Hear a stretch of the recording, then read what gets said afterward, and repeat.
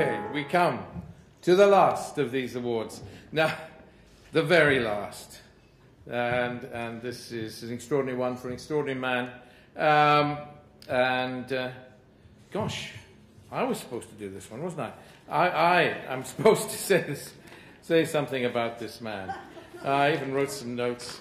And what to say. I mean, you know, like everyone, I dream of peace. Like all of you, I hope for stability, and like most of you, I yearn for an inclusive world, for that kind of thing. We all believe in a world built on fellowship, harmony, trust, security, and indeed love. And what do we seem to get? War upon war and more war, and to the victor the spoils. And what are the spoils of war? In the case of Syria, Yemen, Libya, Afghanistan, and Iraq, the spoils of war are rubble and ashes, and people gone, never to return, to homes gone, never to exist again. But does it need to be like this? Can we change things? Can we not build societies based on inclusivity, whether here in London or Paris or Rome or Raqqa or Dara or Mosul or Damascus? Can we not take the rubble and rebuild, restore the wasteland, and in so doing, restore the wasteland of our hearts and the hearts of the victims of war, so embittered by resentment, distrust, and the desire for vengeance? We think we have a multicultural society here in Britain, but our Muslims, Christians, Jews, and Hindus, they're just a small multicultural society when you compare them to the nations of the Middle East, to the truly multicultural nations. I mean, look at Syria with their Alawites, Druze, Shiite Arabs, Sunni Arabs, Kurdish Sunnis, Christians, and then you even have minorities like the Jews. There's still a Jewish community in Damascus, unbelievably, like the Jews and the Yazidis and the rest. And somehow we have to embrace all of us must embrace each other, and whether stranger or enemy, and try and make them friends, is what I believe. And what I believe these awards are about. And what I believe the man who gets the last of these awards is about. He's an extraordinary man. So I'll come to the point. There's one man in this room with more friends than almost anyone else in creation. He's a man who has spent a lifetime nurturing and caring for others. Now, this guy was acknowledged here some years ago, and we always promised to never give a journalist an award twice. But this extraordinary and quite odd and amazing journalist really they broke the mold. I heard someone say, I think it was him himself, but that because he almost died the other day, that he was heading for hell, but Satan got together a petition to send him back. And I can quite believe that, actually. But he is the very best of men, and I think there are very few that can ever equal the great caliber of this particular man.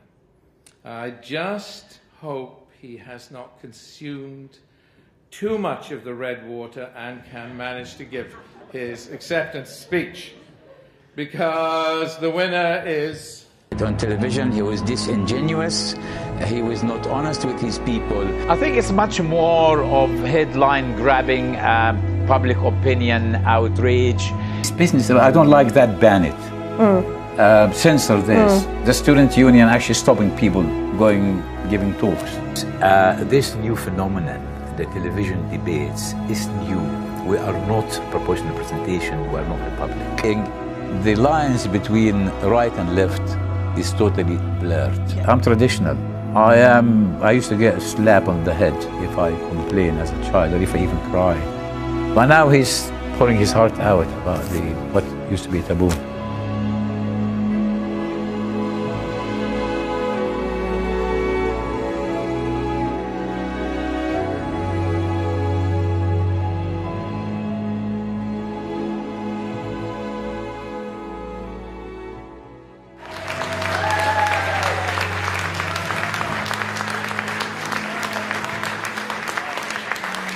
And the winner is Adel Darwish.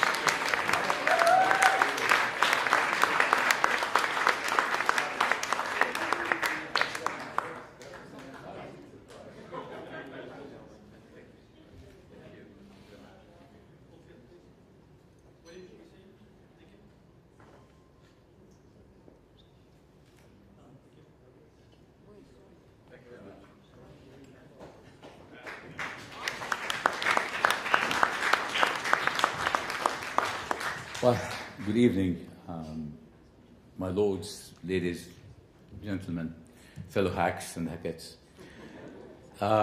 It's a bit embarrassing surprise, actually. I always didn't believe that a journalist should have an award. It's a job we do. Well, thank you very much. But actually, it's sort of the amazing work that the Next Century Foundation have done over the years, and I must actually remember mention the names of people who are no longer with us. People actually founded this foundation. William's father, one of my teachers, people who in the 1960s taught me journalism, Claude Morris, and Jawid Hussein, and David Gordbooth, people no longer with us, but sort of actually work we inherited now. And one thing is, actually, I probably didn't do as much as I should have done, because in most of the years, I didn't actually have an organization behind me, so I always worked as a freelance most of the time. But I'm trying, doing my best. And actually, it's true. I hope William didn't sort of suggest this award, because I nearly died a few months ago. And then actually in hospital, they just decided that I'm causing too much trouble, so they did their best to get rid of me quickly. But one thing actually saddens me at the moment, actually, is the attack on free speech. It's from the right and from the left. And nowadays you get people say, oh, I don't like what they write, just ban them, and she's not a feminist enough, ban her, and that's something we should really, really fight for. It doesn't matter even if they criticize us, something we don't like, but we must fight for freedom of speech and freedom of expression, and that's what we are here for.